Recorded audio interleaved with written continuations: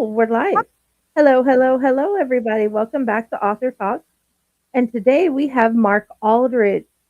He has four books out in a series that I just found out about, and hopefully we can get you guys to find them and read them too. Hello. Hi, How long thanks have for you having me. been writing? Well, I mean, I've been writing all my life, but as far as this series and the books and publishing, that started well during the shutdown when everything closed. I my other job for many years has been as an actor on television and on stage, and everything shut down, and I still needed a creative outlet, and I also I had all these stories that had been building up inside of me for years.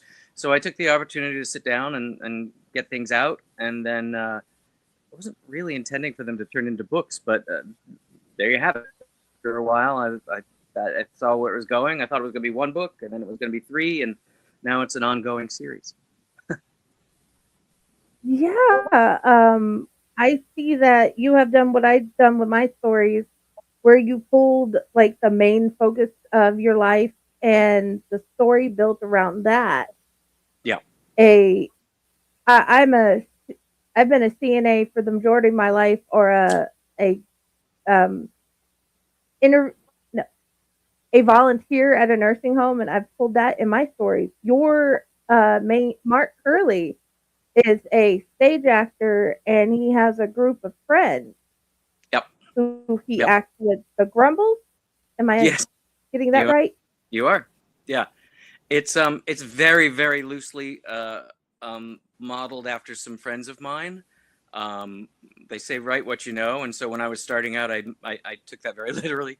And so the opening of the first book uh, starts at the closing night of one of their Broadway shows where they perform together, and then events occur. They're urban fantasy, sort of magical realism books, so they pull from folklore and legends and fairy tales and urban legends all over the world, and they sort of bring them all together.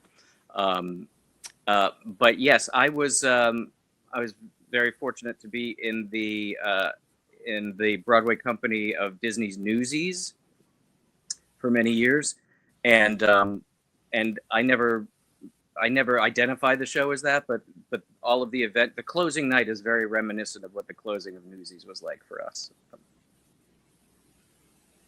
That is awesome. How did you choose the supernatural beings, the gods that they come in contact with?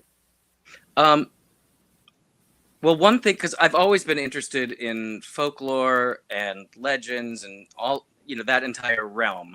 Um, so I had some ideas going into it. I've done a lot of research about Irish history and Irish culture. So that was my springboard, was from like the Celtic traditions. But then the more I researched things, the more I realized that so many different cultures have very similar legends. Like the vampire that vampire legend is sort of translated into many different cultures around the world. It's not just Dracula. And like say Sasquatch is very reminiscent of the Yeti and some others around the world, and the same with werewolves and things like that. So as I did more research, I realized that one of the things I wanted to focus on was that we all have a lot more in common than we realize. So I started to knit those different traditions together into one world so that um, while some of the creatures do come from a geographic region, like from, say, Ireland, they're also connected with the beings from Africa and Europe and South America and all over the place. So they all sort of weave together.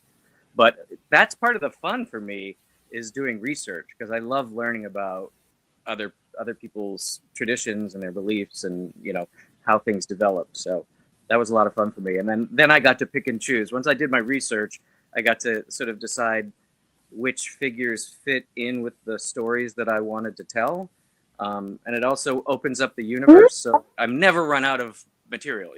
There's always somewhere No. else that I can go to bring things in. Yeah. Okay, in the Peripherals, how does do how does the story progress from the closing night? Well, as after they all said goodnight to each other at the end of the closing night party, which is often a very emotional thing, 'cause, you've been together for years, working side by side, 6 days a week. On their way home, one of the friends disappears. He never makes it home. He never makes it to his bus. And when they find out about it the next day, the friends return to where they had been to try to figure out what had happened to him, and clues start to build up, and it collides with the fact that all of them, including Sean and the character that disappeared, Ken, have been sort of under observation by these creatures, people, beings from another realm. So Sean has always felt like, and we all had that feeling where you feel like someone's watching you, or there's something out of the corner of your eye, or Oh yeah. And so in this case, it turns out that was true, that there have been people watching him and them their entire lives, but things have started to happen that caused them to step forward and make themselves known, because they actually can help with the disappearance of the friend, but they also need some help in return from Sean, because the overarching sort of like the sort of power diagram, if you want to call it that, is that it harkens back to a time when bards and poets and singers and storytellers, even jesters, the spoken word had a lot of power, and they were sort of the wise people in their communities or their countries or their royal courts, whatever it was, and that over time we humankind have lost touch with that and forgotten how much power comes with that gift, the gift of storytelling and music. So they reintroduced that concept to Sean and the Grumbles and the other actors and singers, and they realized that they actually have a lot of power that they were unaware of, and that they can not only use that to help find their friend, but to also help these supernatural creatures in what they need in order to sort of restore balance and keep peace between, well, everyone. So it's really about the power of song and poetry and stories. That is beautiful. And it changes life daily. Yes. Even though Yeah. we don't think about the magic, that does change our life daily. Yeah. Yeah. And we sort of, with screens and computers and television and apps and everything, we've removed the human element from it to a certain extent. We don't there is something magical about being in the same room with someone who's telling a story or singing a song to you, and it's a different experience than just watching it on a screen. Not that there's anything wrong with screens, because I spend a lot of my time on screens too, but I wanted to sort of create that feeling of personal connection and being in the actual space where something is happening, and that it changes you and it changes the people around you, and you all share it together. I think from that quote I picked out earlier, just by like, ooh, I feel that overarches. Oh, I think the whole book apparently. That it does. I didn't even realize it would. And yeah, it really does. And to take it even a little bit further, none of these characters are like Broadway stars or television stars or movie stars. They're just working actors. So when I say, people out of the corner of your eye, that also applies to them, because they're on stage and they're doing what they love, but they're not the main focus. They're the ones who help set the scene. So they're having a chance to step into the spotlight themselves for the first time. And that's what I wanted to convey also, is that sometimes we feel like we're not the center of attention. We're not the main character in a story, but that we're all the main character in our own stories, and so that everybody has a spotlight to step into if they choose to do that with themselves. Oh yeah. How does being an actor help them, or the singing and dancing help them get to moving forward? I'm trying to figure out how to ask the question without giving like too many spoilers moving forward, but also I Yeah. want to minimize exploring the book. How do they find what they need to move forward? Is there a turning point that you could say in the book where it just smacks them in the face, like this thing right here, this is what I need to help me save them and Right. get the uh, paranormal people what they need? Yeah, it's sort of a bit of a process for them to start to believe in themselves. Um, as it turns out, Sean actually has a deeper well of power within himself than even his friends. But the other the other beings, we'll call them the peripherals, because that's sort of what they refer to them. And but they're from all different different cultures. They're really from the Fey kingdom, which is why this is so appropriate. And so it takes a lot of convincing. Oh, yeah. But then when they're put into a situation where they either they either have to unlock what's within themselves or lose people that they love, um, that's the trigger that allows them to just let it out, as opposed to doubting yourself or second guessing everything and trying to squelch your own power. It was their love and their relationship with the others that they care about that sort of gave them the freedom to change the situation. Okay, I'm sorry. I have a little girl. I have two little girls.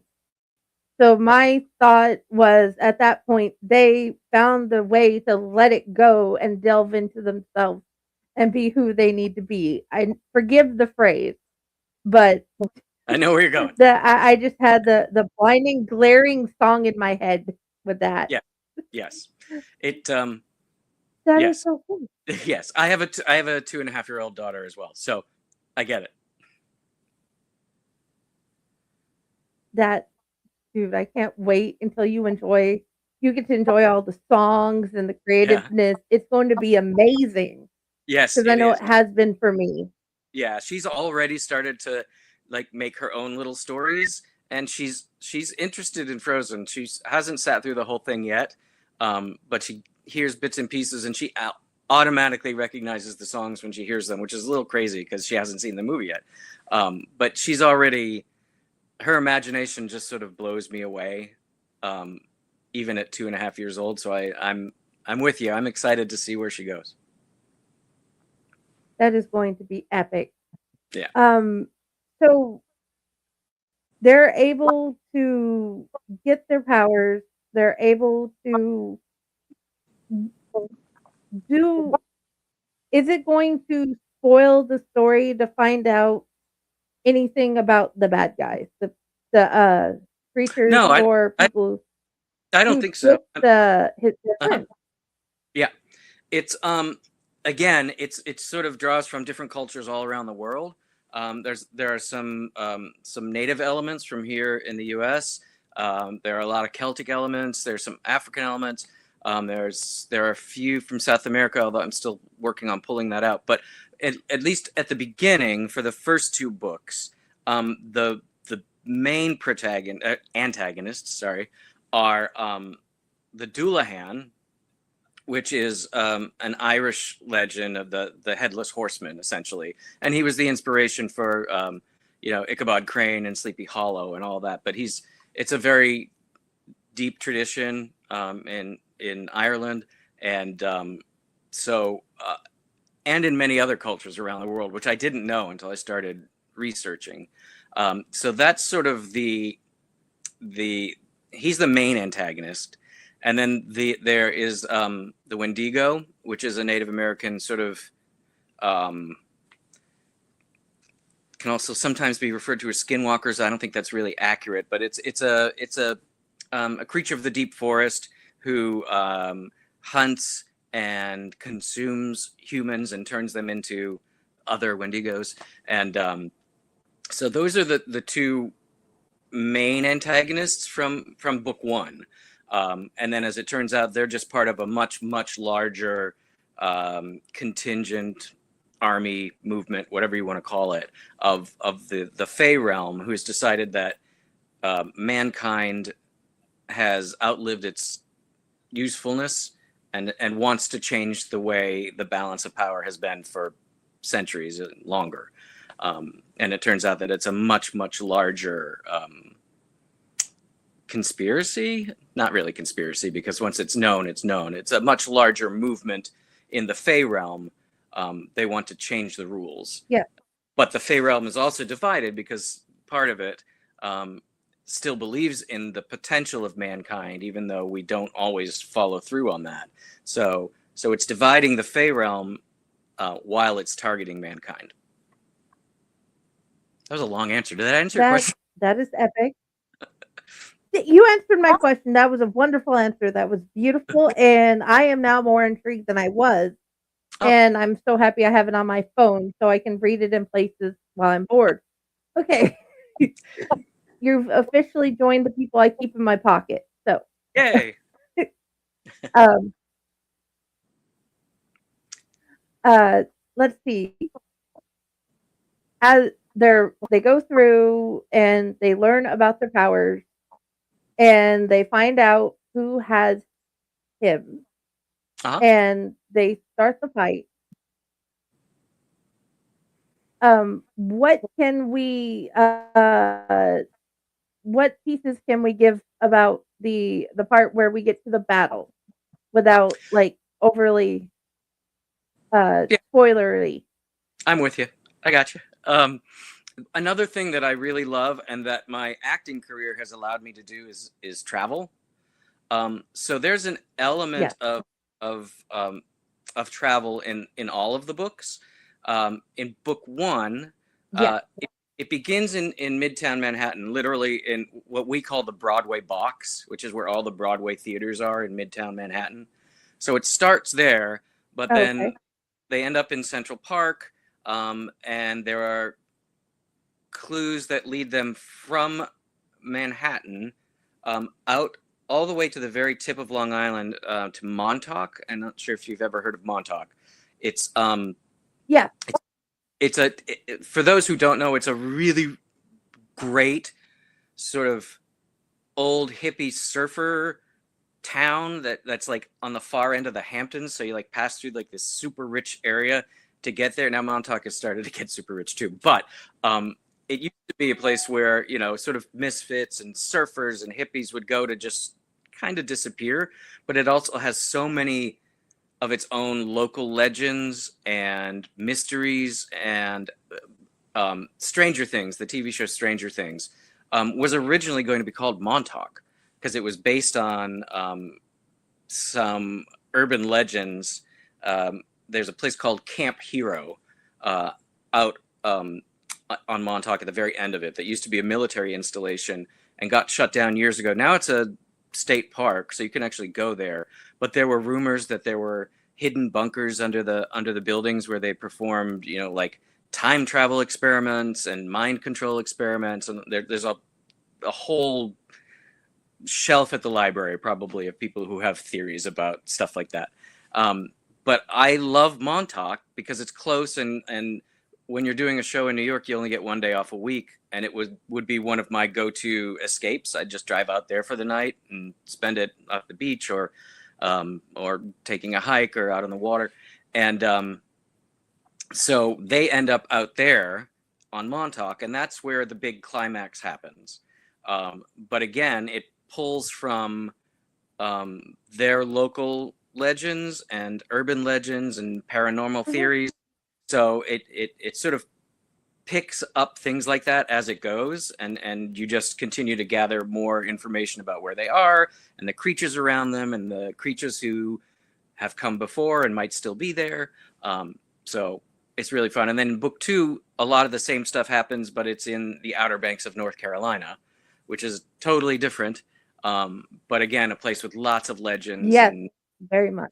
yeah. So, and then another place where I grew up going there because I grew up in Virginia. So the Outer Banks has been in my life for, well, most of it.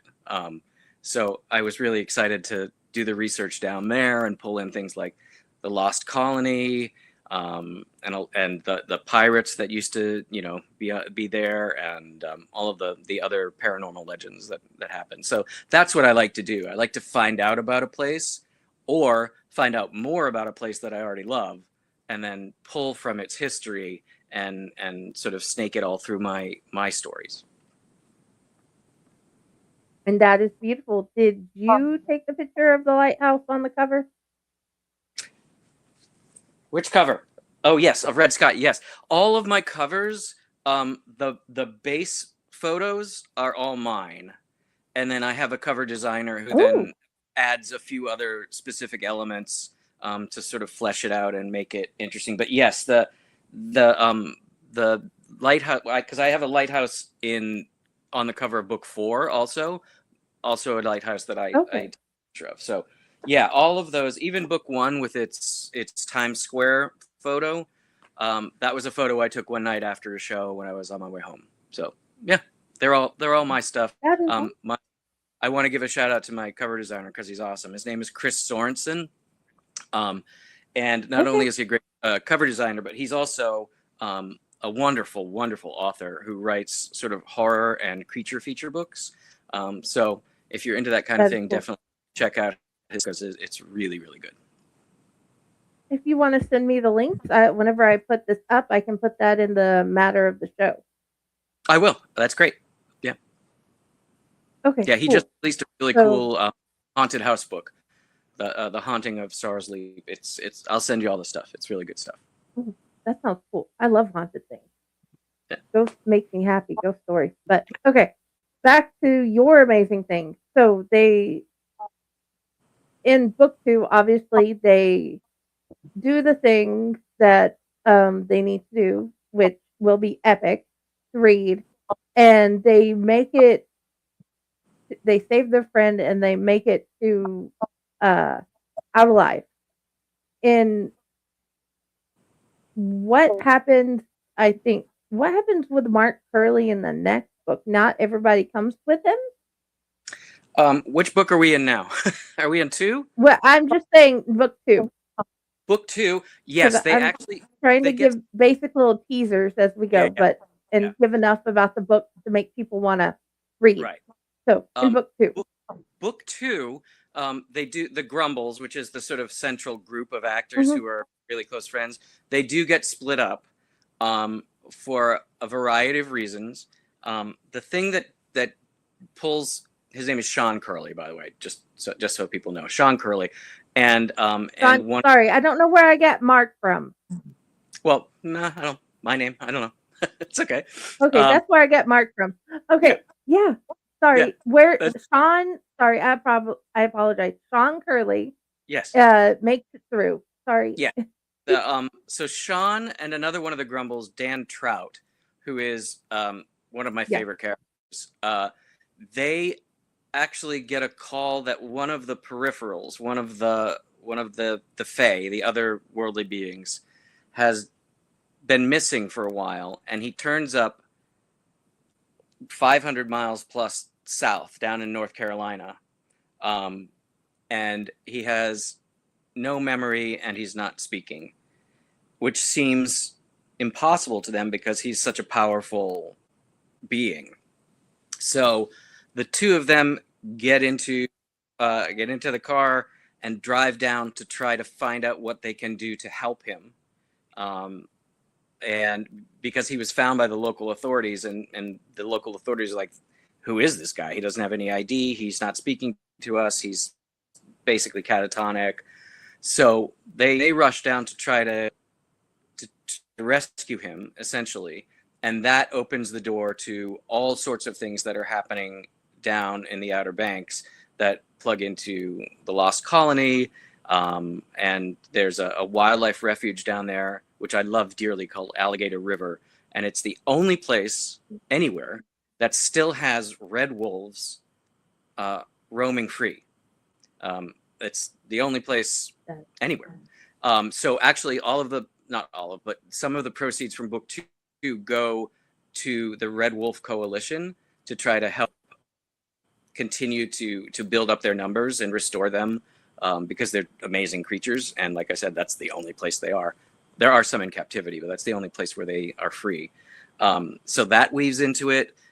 There's some Japanese a lot of Japanese folklore that weaves into it, and a lot of native folklore. But then the other grumbles are still up in New York, dealing with one of their friends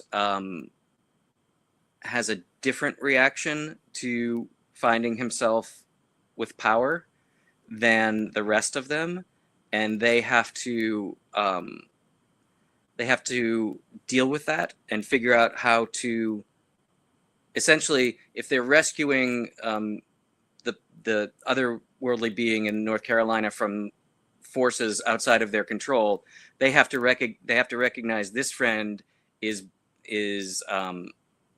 behaving in a way that is totally self-inflicted. So they have to see if they can reach him and get him to understand that what he's doing is probably not the best path forward. So some stay to try to help that friend, the others go down to help the other one, and then hijinks ensue. Okay. Is there a Chinese, I don't know anything about the area other than how beautiful, like, the various parts of it are. Yeah. Is there a large Chinese population there? No. No. It actually came from just the research that I'd been doing, and there were two particular creatures in folklore that I thought suited this story really well. And it was sort of easy to make it. One of them is the Japanese equivalent of a fae fox. His name is Kitsune, and they're like very old, very wise creatures in Japanese folklore. And that, to me, that fit in well with the Red Wolf story, and then also with some of the native legends that all have to, they all incorporate local wildlife and things like that. So that seemed like a natural marriage. And once I introduced one thing from the Japanese culture, I wanted to pull a couple more in so that they had more conflict to explore. And then it's also called the graveyard of the Atlantic down there, because there's the waters are really dangerous. There have been so many shipwrecks over centuries that plays into it as well. For that one in particular, both of them have really, really big climactic battles on sort of well-known local pieces of the landscape. That is awesome. The Grumbles have split up. One that John and Dan have went out to help the fake creature that has lost his memory, and the rest of the group are trying to help their friend with his issues. What happened for the group who is safe? How do they move forward? What do they do? Well, the one friend who sort of reacted badly to being powerful, they try to stage an intervention to get him to understand what's going on, and it doesn't go the way they planned. But again, because his problems are self-inflicted, they get worse and worse until he finds himself in a position where he has to make a big choice. Like, is he going to continue? And it turns out that he's been manipulated to some extent, because there are, not all of the otherworldly forces are obvious. Sometimes they are very, sometimes they sneak into your lives and they sort of whisper in your ear. Subtle. Yeah. So there's some of that going on. Is it okay? Is it one of the wispy creatures from the others that is helping? That is, I hope that's not too. No, that's hopefully it makes sense. It does. No, this is actually someone who looks perfectly normal, and you think is just the average person walking down the street, and then they turn out to be not what they seem. But there are shadow creatures who appear in the next book. Okay. Okay, and with Sean and Dan, what happens with them? How do they move forward when they get there? They have a friend. Sean has a friend who is very well known down in the Outer Banks, a local businessman. So he helps them when they get to town, and they retrieve their friend from the local police and get to work on trying to not only find out what happened to him, but restore his memory and his self-confidence and everything. And again, that's a process, but in the process, it turns out that there's a very strong portal to the other world that has existed in this wildlife refuge where the friend was found. And so Sean and Dan have to figure out a way to either close that portal or at least ensure that nothing evil comes through it anymore. And in doing that, that's how they meet some of the local otherworldly creatures. And that, again, leads to the fact that the Outer Banks was chosen for a very specific reason. I won't go too far into that, but there's a very specific reason why the Fae who are against mankind chose the Outer Banks. And once Sean and Dan and Bayard, their friend, and the other locals that they've met, discover what that is, it leads to a very, very large climactic battle on a piece of land that was chosen very specifically. So it turns out that they weren't just rescuing their friend, they were also discovering that the next step of the defeat of mankind was supposed to take place down there. And that's why his memory had been erased, because he discovered something about that. Okay. Before we move forward, now my a personal question has come up. What of the New York folklore creatures and everything that you found interests you most? Oh, that's a good question. I don't think I could settle on one specific creature, but I think what interests me most about the studies that I've done is that every culture has their own version of some story. So, like, small, like what most people think of as fairies, the sort of small, light creatures that stay near flowers and can be mischievous, but the small fairy is actually reflected in cultures all over the world, and I like to bring them in. So they're similar but different, just like mankind, just like people. So that's been it. But I just love the research. Like I have lost many, many days when I should have been writing, when I just sat down and went down a rabbit hole of wait, I like this creature. Is there anything like that in Turkish culture? And then, 4 hours later, Ooh. I bring my head up out of the screen and think, well, that was really cool. I'm glad I learned that, but I didn't get any writing done. So. Nope, but it did help in bolstering the bigger story, I'm betting. Yeah, I'm so happy you joined the book club. Thank you for joining our book club. Oh, it's my pleasure. I'm always interested to meet other writers, book enthusiasts, all of the above. That's the different people use social media for different reasons. And of course I want people to see my books and know about them, but I'm like my characters, I'm very curious about other people. So I want to find out about them just as much as I want them to find out about me.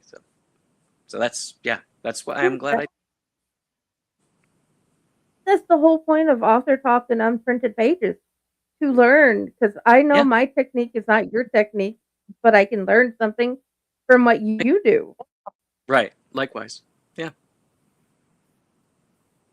And okay, in South Carolina, when you were researching for that, what was one of your favorite things you found out in your research during that research? Oh gosh. It's so every square inch of those islands is filled with legend. One of the things I liked, one of the local legends I liked, was the legend of the Black Pelican, which is that before some disastrous event, whether it's a storm or something else, sailors in centuries past, decades past, used to believe that the sighting of a black pelican flying by was a sign of something bad to come. There's actually a restaurant down there now called the Black Pelican, which is very good. So it's little things like that, but I still love the story of the Lost Colony, which is, the British settlers who were there, and then they had to send a ship back to get supplies. They were running out of supplies, and then Roanoke, yeah, Roanoke? exactly, yep, yeah, and then when the supply ships came back after they'd been delayed for a number of years for various reasons, the entire colony was gone, and it's still one of the great unsolved mysteries anywhere. And there are various different theories about what happened to them, and I put my own sort of supernatural spin on that. So I enjoyed that, and I enjoyed being walking the ground where I went to where the colony was, and I walked where they walked, and I try to write about places where I have physically stood, because I think you learn so much about a place by just physically being there. So that's what I try to do. I'm sure someday I'll have to write about someplace I haven't been, but not yet. Okay. Yeah. I am definitely more intrigued because I have enjoyed the representations and the different ways people have portrayed Roanoke in their stories, what could have happened, or the magic that comes from what had happened, or the Native Americans on that land and what they do, whether it be a good story or something evil happened or whatever. I love it. So thank you for doing that. Thank you. Okay, let's talk about book 3. How do we begin the story there? Book 3 finds, particularly Sean, but all of the actors of Grumbles, sort of worn down, exhausted. They've been through a lot. So Sean, and as it turns out, some of the other Grumbles end up following in his footsteps through other circumstances, goes out of town to a theater in Lancaster, Pennsylvania, just to do a show. He just wants to be an actor again, not deal with all this stuff, get away from it, be in a show, wants people to leave him alone. but that doesn't happen. So No. no, it's the Fulton Theater in Lancaster, Pennsylvania is a theater that I love dearly. I've performed there many, many times. It also happens to be one of the most reported to be one of the most haunted locations anywhere in the U.S. Ooh. So there are some new elements that come into the story here, including spirits, and Ooh. a lot of it is rooted in some of the real history of the theater, and then a lot of it is also sort of my spin on things, and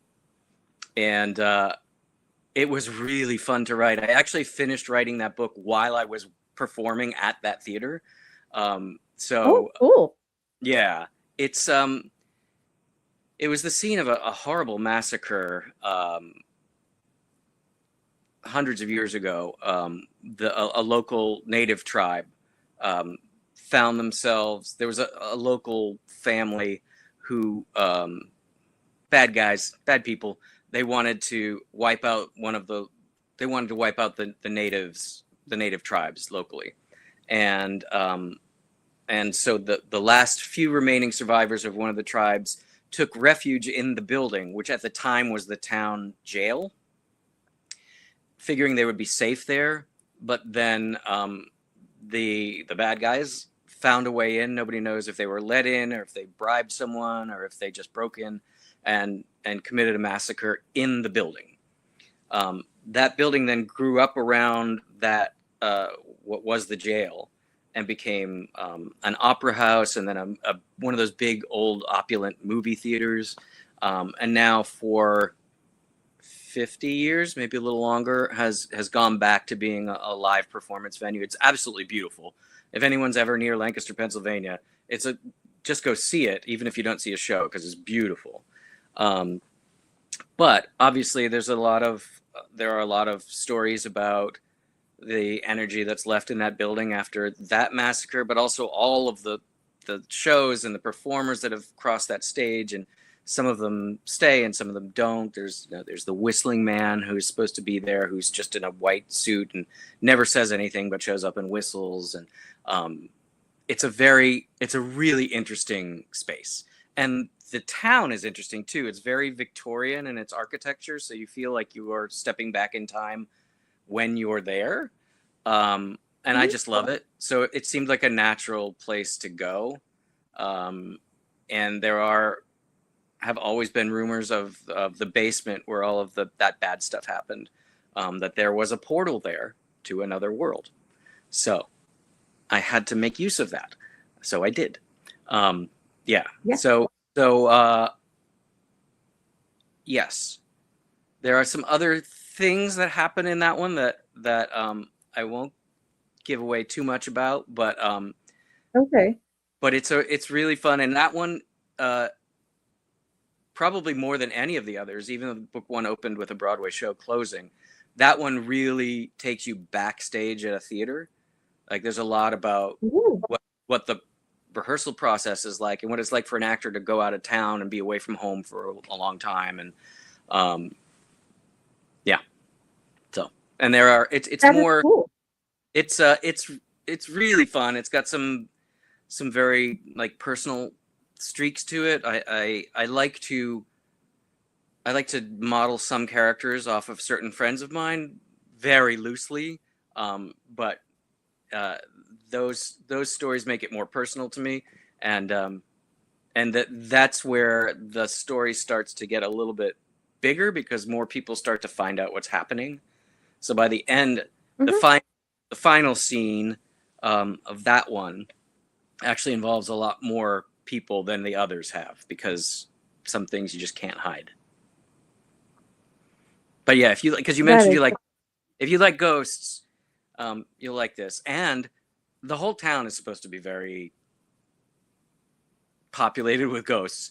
And so just a little, I'm not going to give too much away, but there are 3 or 4 ghostly encounters in book 3 that actually happened to me. Oh, Okay, that is curious. Yeah. Yep. That is okay. I think my question for that area is, what was your favorite part of the theater? Favorite part of the theater? Was there a Uh, part you just like to go and just enjoy being there or think there that helps uh, you as an actor? yeah, we're not really supposed to do this, but sometimes late at night when there's no one else there, um, I enjoyed being downstairs in the theater on the stage if I could, although we're not really supposed to do that very often. But sometimes if you're crossing the stage, getting from one place to another, it just happens. Um, and I just like to be on the stage when everything else is quiet and think about all of the other performers who have been there, um, telling their stories. It was probably the the conclusion of a lifelong dream for many people to just be on that stage, and you really feel the history, like you feel their presence when you're there and it's quiet.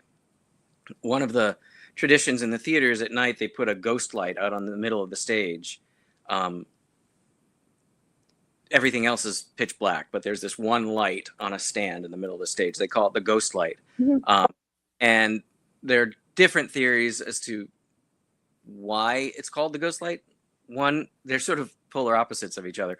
One is that it's to keep the ghosts away, so they don't take over the theater when everyone else is gone. But the other one is that it gives the ghosts some light so that they can come back to the stage, where so much happened for them that was important to them. Either way, I think it's pretty cool, and it's fun to just be in that space when it's that one light that's on. You really can't see to the back of the theater, so it just sort of ends in blackness all around you. So Mhm. I would say that's my favorite in the theater, but there are many I favorite places. Space, yeah. I like the second option of the ghost light. Me too. That would be them coming back and acting out again or talking about what they had loved Yeah, when they were in one play or another. That seems more inspiring to me. I agree. The less imaginative reason that some people give is that so that people crossing the stage late at night won't trip. But I think that's boring. I like Yeah, the other one. yeah, that is boring, but it's also utility wise really cool Yeah. to not fall on your face on the stage when Yeah. anybody's watching. Yes, exactly. Okay. Was there anything else you wanted to say about book 3? Um, no, I think if people are intrigued by ghosts and Okay. haunting and history and local folklore, of which there is a lot, then I think you'll find a lot. And I think that's the first one where there's at the end of the book there are some reveals that are really surprising. Like, you don't know where certain characters are going to end up or how they intersect. And I think that I like that part of that book. I like the surprise at the end, the surprises at the end. Yeah. Okay. That is awesome. Okay. If I'm not mistaken in what I've read, book 4 brings in the goddess Danu. The god of sorry, you froze for just a second. Goddess Danu. Sorry. Um. We're supposed to get rain soon. Oh, okay. I understand. Um. To an extent, yes. It's Okay. it takes us off in a completely different direction. It goes to the state of Maine. Um. Ooh, I Yeah. love May. Yeah. Me too. Again, another theater that I work at frequently is up there, and it does play a part in this, but it's really about um, the smaller creatures of the Fey realm have begun to flee, to get out of the way of the violence that's coming, and they're headed in that direction, which also happens to be the direction that, again, Sean and Trout and the Grumbles find themselves drawn to. And again, lots of new folklore, lots of local history, lots of featuring of Maine, the state of Maine, because it's just so darn beautiful. And again, Oh, yeah. there's the idea of needing space and time to heal when you go through something. So there's an island off of Maine where they focus that energy, they being the Fae. So that plays a big part in it. And yeah, and again, there are parts of it that were really personal to me. I got more comfortable writing about deeper personal experiences as I went through the series. So I think people pick up on that from what I've been told. Like it feels very real and very genuine. So it was, and again, I wrote part of it while I was up in Maine performing at the theater up there. So it allowed me to research and explore and find all sorts of things. Okay. When they get there, what happens? Well, after book 3, a couple of the characters had been seriously injured, and they were sort of beyond the capabilities of the people around them to heal. So they had to be sent to Maine in order for that to happen. So that's part of it. But also, Sean and Trout encounter a character, which I can't tell too much about, who leads them in a similar direction on a very different quest, for lack of a better word. And then, of course, they all end up together at one point. And yeah, and then there are more powerful Fae who step in to try to protect them who need protection, and then it's how they interact with the Grumbles and Sean and once again, based on a real place, there is a portal to the other world, which is so far removed that nobody knows about it, and they discover it, and it's how they deal with that. And there are a lot of surprises at the end of this book. So it looks like we're going to lose a few of the characters when we get close to the end of this book, and then the surprising things start to really happen. And I'm not going to say if we lose anybody. It's possible. Okay. That gives me two questions that well, it's either this or a question. When it comes to Sean and Dan, yep, do their powers play off of each other, or are they just best friends that work well together?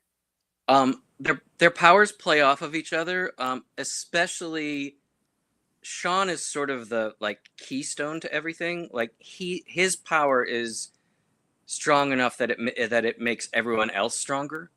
So when they're all together, they're more effective. And Sean on his own is pretty effective. But part of the process, especially in book 3 and book 4, is the others trying to discover if they can take care of themselves without Sean. So they are all close friends, but they're also discovering for themselves how independent they can be. And sometimes their powers are up to the task and sometimes they're not. Okay.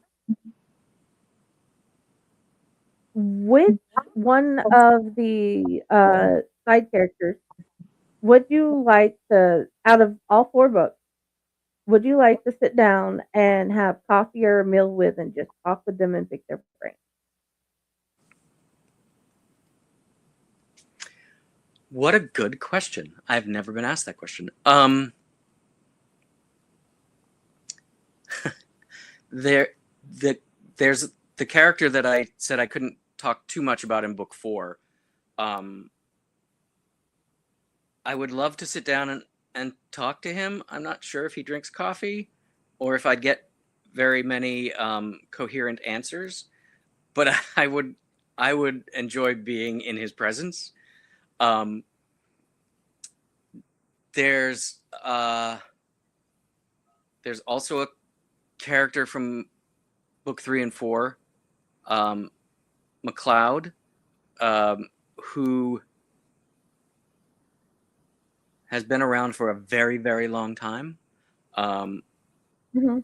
I think I would enjoy. He's Scottish, so we would probably have like a scotch, but I'd love to sit down and pick his brain. From the movies I've watched, McClouds live a very long time. That's true.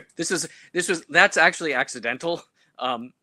His name is spelled differently. I didn't mean for it to be that, but I know. And he's modeled after someone I know. Okay. He's an interesting character. Is there anybody else? I mean, I could probably pick at least one from each book that I would love to just sit down and chat with. Pick one from the other book and tell me about that. Okay, that's book 2. Book 2. Kitsune, who is the sort of the Japanese otherworldly fae fox, who is ancient and wise. I would love to sit and chat with him.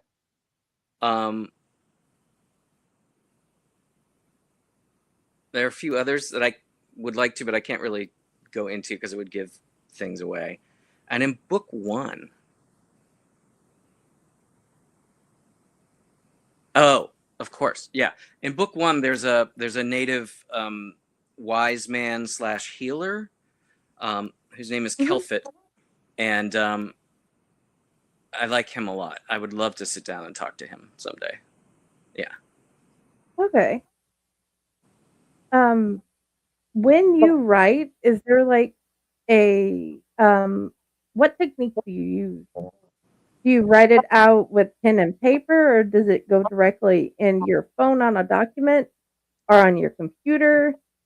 On my computer, yeah, and the first draft always takes the longest, Yes. And I sort of research as I go. Like I have an outline, and I definitely have like a list of characters from which I can pull. Some of them make the cut, some of them don't. Sometimes I think the book is gonna be about one thing and one person, and then they barely make an appearance. Dan Trout, who I've mentioned before, was a side character. He was not supposed to be in even half of book 1, and he's one of the major characters in all of the books.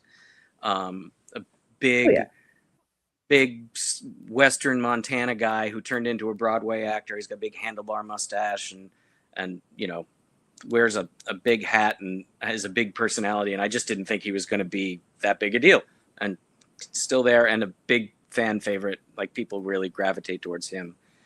And then this surprise character in book 4, which if anybody reads it, they'll know exactly who it is. He was only supposed to be in one scene, and he was just supposed to literally point the characters in a direction and say, that's where you need to go.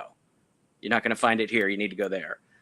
And I had so much fun writing him that I decided to have him tag along, and he played a major role in not only the rest of the book, but how the book concluded. I'm not sure how I would have finished the book without him. So it's crazy that he started out as a one scene character. I And like that to happens. You don't yeah, it does. know until you write. Exactly. And I like to let the story lead me in some ways. When if I get too focused on this has to happen in this scene and it has to end here and then it has to go here, then I don't feel like it has quite the same sort of magic, for better word, in it. So I like to sort of let it go. Let it go again. There it is. I told you it'd show up a lot.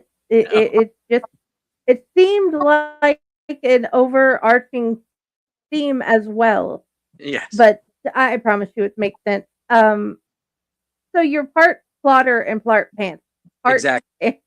Yeah, I'm definitely a hybrid. Yep. Yeah. and that is awesome. I can't Yeah. wait to get past chapter 2 and go further. I'm so happy that you spoke up and I got to find out about your book. Okay. One more question about your personal the way you write. Do you have a favorite place to write? Um. Well, because I'm still acting, um, I I often find myself traveling for months at a time. Um, Mhm. so I have to be flexible. Depends on where I'm staying, and because I have a 2.5-year-old and we live in New York in a small apartment. Um, when I'm home, I used to be able to just write at the desk and that was fine. I put on headphones and that's my jam. I have my playlists and I just go. But now she's old enough that she's very curious. So Mhm. if the computer screen is up, she wants to help work. So which Yeah. doesn't always work out well. So a lot of times I actually go to my local public library. And I just there's a area with tables, and I just sit there and put my headphones on there. And the local library staff has gotten to know me. I don't think they have any idea what I'm doing there. They just know that I'm there a lot, and I sit there for a few hours, and I read on my computer, and then I go. So I'm a big fan of Mhm. public libraries. Like Oh yeah. I think it's one of the last places where nothing's really expected of us. We don't have to pay to be there. We don't have to do anything. There are programs. There's just space and Wi-Fi if that's what you want. You can read books. You can check books out. There's all Oh sorts yeah. of things to do. So that's a shout out to public libraries because I think they don't get Oh enough yeah. love. They're still there for us after all this time. Most definitely. And I think that's my favorite thing about Patty. Patricia Harris, the head of the publishing company, Mm-hmm. she lets my kids be part of it. She is publishing 2 of my children's art in this next anthology. She has That's put the amazing. kids I was babysitting in the blog. Yeah. So she doesn't it doesn't matter your age. If you're being creative, your stories, your poetry, or your art matters, and she can find a place for it to show Yeah. you are worth it. Yeah. We all have a story to tell. Um, I believe that. yes, So, yeah. and that is like one of my favorite things with you're starting to see how your daughter's making up stories, Yeah. and that is like my afternoons now after they get off school. I get to we do homework and then I get to see Dante's stories. I get to see Cassie's art. It's it's going to be amazing as they get older. Yeah. So your next book, you have a new book coming out when? Um, it looks like it'll be the first week in March. Yep. Okay. It's a What is very, it called? it's very different. It's called Shallow Water, Deep Lies, and it's a spin-off from book 2, down in the Outer Banks Oh, of Carolina. Yep. One of the things that happens in that book is we meet the members of a sort of secret society called the Brethren of the Coast, um, which was a real thing. The pirates of the 17th, 18th century actually tried to sort of regulate themselves at one point and created something called the Brethren of the Coast, which was supposed to keep them in check. but they were pirates, so it didn't work out. But in my version, there were still people who wanted to safeguard their place and the people who lived there, and that they had different chapters, for lack of a better word, in various places around, and the Outer Banks would have been one of those places that had people there protecting it. So in my version, the Brethren of the Coast never went away. They just became a secret society, and there have always been people there looking out for the islands and every resident there. And so they make an appearance in book 2, pretty important one. And then I liked the idea of that so much that I decided to spin it off. It's less fantasy and more like action, adventure, mystery. But there will be a thread of fantasy and the paranormal that runs through it over time. But yeah, so I didn't have enough going on. I decided to start another book series, but Oh yeah, and you had me at paranormal. Okay, what is a little bit that happened in the book? Like I said, it's more of an action thriller. So what happens is first of all, the Brethren of the Coast have been dwindling over time, so they need to find new membership in order to continue. So it starts with them in their search for a new member, and while that's happening, someone discovers a dead body in one of the refuges nearby, and that sends them off on a mystery as to who that person is, how that happened, and it turns out that it ties in surprising ways, events that have happened on the Outer Banks years before and have finally come to the surface again. And it's about the Brethren digging into that and finding out how it happened and what they can do to stop it. And yeah, and then again, because their roots are in piracy, there are lots of legends about Blackbeard on the Outer Banks, because that was basically his backyard. And it's not giving anything away to say that the legend, which is pretty much rooted in truth for the most part at this point, is that when he was killed in battle, they actually cut off his head and put it outside of the town of Hampton in Virginia as a warning to anybody who was thinking about becoming a pirate. But then, truth is weird sometimes, they turned it into a silver-plated punch bowl, which ended up at one of the taverns in Colonial Williamsburg, and then disappeared into the hands of collectors. At one point, somebody said it was in Massachusetts at a museum, but that turned out to be a fake. Other people have said it disappeared into the archives at the Smithsonian, like it's still there somewhere. But in my version, Blackbeard never left the Outer Banks, and we'll just leave it at that. Okay, that sounds like fun. I hope so. Take us on so many adventures with your characters. I try. Yeah, that's the point. I love how all types of folklore, all the types of fae ends up in your stories. I had so much. Epic.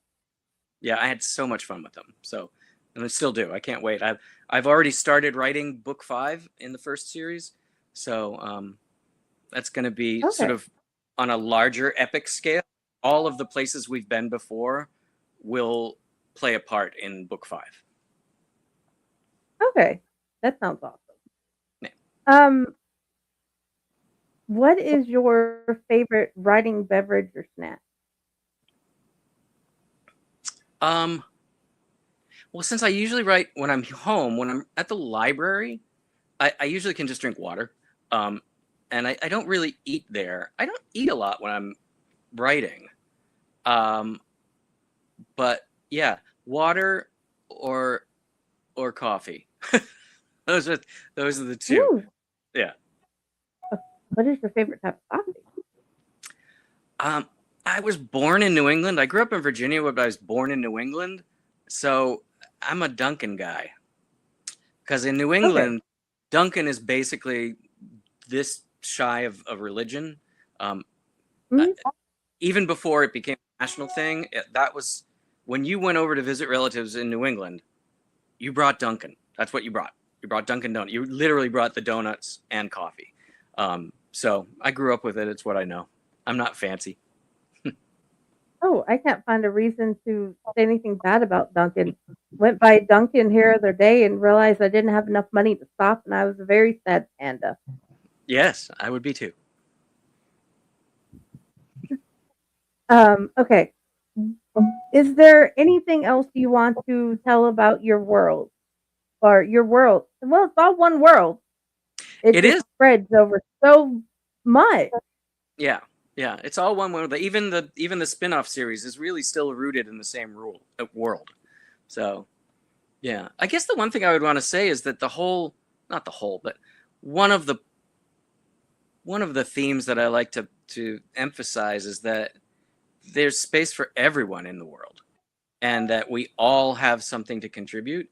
You might think it's small, but even the smallest contribution can turn into something that changes everyone's lives. So Oh, yeah. I want everyone to feel like they are full of possibility. Do you have advice for new writers? Keep going. Don't. I mean, it's so easy to be distracted, um, and it happens to everybody. But just keep writing it. It doesn't have to be perfect the first time you write it. You don't have to set a final, like a deadline for yourself. Just write it, and don't try to do what you think other people want you to do. Write your story. Write the story that you believe in, the one that's inside of you that you want to share. And if it's honest, people will find it. We're not all going to be bestsellers, but that's not really the point. We're sharing bits and pieces of ourselves and hope that it makes someone, like the quote that you posted earlier, that it makes someone else's day better. Oh, yeah. Yeah. Your words were just so good, I had to share them. I appreciated that. Thank you. Yeah. Okay. There's usually one more question I like. Okay, ice cream. What is your favorite ice cream? That's another good question. I don't have a big sweet tooth, but because I have a 2.5-year-old daughter, I have more ice cream than I have ever had before in my life. And this is Yeah. a very regional flavor. Um, there there are two that I like.